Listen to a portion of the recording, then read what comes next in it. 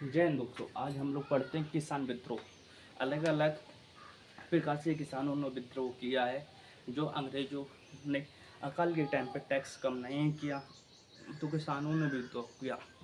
जैसे जनजाति विद्रोह देखने को मिलता है, इसी प्रकार हमें किसान विद्रोह भी देखने को मिलता है। जैसे नील विद्रोह, चंपारण विद्रोह, खेड़ा विद्रोह, अवध किसान विद्रोह, मोपला विद्रोह, बारदोली सत्याग्रह तथा बिहार किसान सभा, जिसे हम आंदोलन के नाम से जाते हैं। जैसे नील विद्रोह, यह नील विद्रोह 1859 से 1860 के बीच में हमें देखने को मिलता है। यह बंगाल के नदिया जिले में प्रारंभ हुआ। कहाँ? बंगाल के नदिया जिले में यह प्रारंभ हुआ।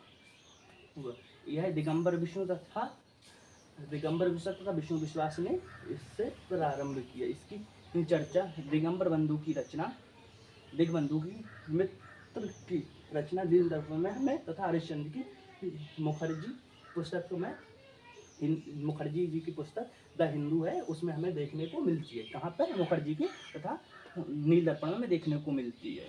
ठीक है। यह इसके बाद चंपारण विद्रोह। चंपारण विद्रोह यह महात्मा गांधी जी ने किया था। यह 1917 में हमें देखने को मिलता है। 1919-17 में किया था। यह बिहार के चंपारण से हुआ। कहाँ से? यह बिहार के चंपारण से देखने को मिलता है। यह गांधी जी ने प्रारंभ किया। किसने? गांधी जी ने प्रारंभ किया। यह 20 कठिया पद्धति पे आधारित है। मतलब 20 कठिया, अगर किसी किसान के पास खेती है तो जमींदार उन पे 20 कठिया में से 3 कठिया पे उन पे नील की खेती करवाती थी। नील की खेती करवाने पे ऐसा जानकारी मिलती कि अगर एक बार उस पर खेती हो जाए तो 3 से 4 साल के लिए वह खेती बंजर के समान हो जाती थी। इसलिए यह विद्रोह किया गया और यह खेती पे करते थे। गांधी जी ने इस पद्धति को समाप्त कर दिया। गांधी जी ने चंपारण विद्रोह उनका संपन्न हुआ। ठीक है। खेड़ा सत्याग्रह 1918 में गुजरात के खेड़ा में से हुआ। यहाँ पर हुआ, गुजरात की एक खेड़ा जगह है, वहाँ से हमें देखने को मिलता है। तो गांधी, इसको भी गांधी जी ने प्रारंभ किया। किसने? गांधी जी ने। यह टैक्स की कटौती नहीं कर रहे थे जब अकाल पड़ा। खेड़ा में जब अकाल पड़ा, जब खेड़ा में, गुजरात की खेड़ा में जब अकाल पड़ा तो टैक्स कम नहीं कर रहे थे अंग्रेज, तो वह अकाल हुआ तो वह टैक्स खत्म करवा दिया।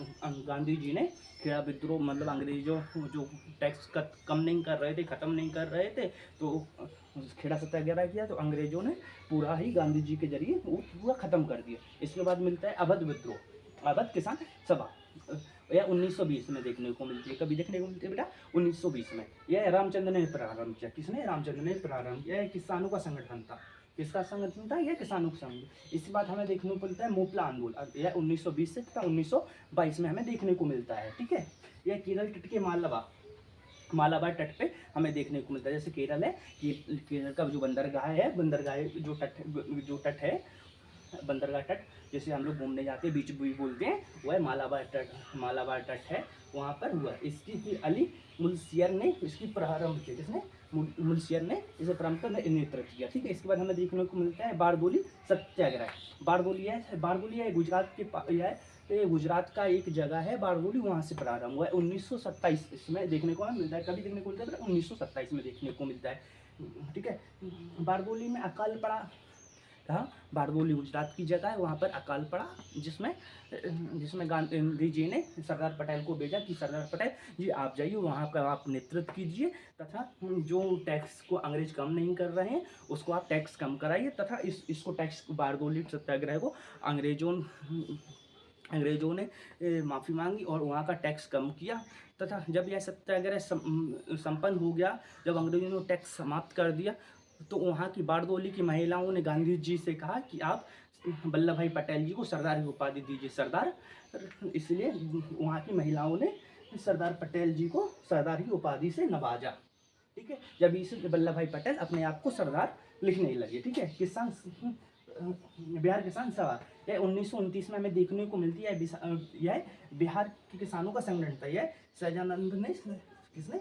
यह सहजानंद जी ने इसका नेतृत्व किया। यह हमें सब देखने को मिलते हैं, कहीं ना कहीं अंग्रेजों के खिलाफ ही खड़े हुए।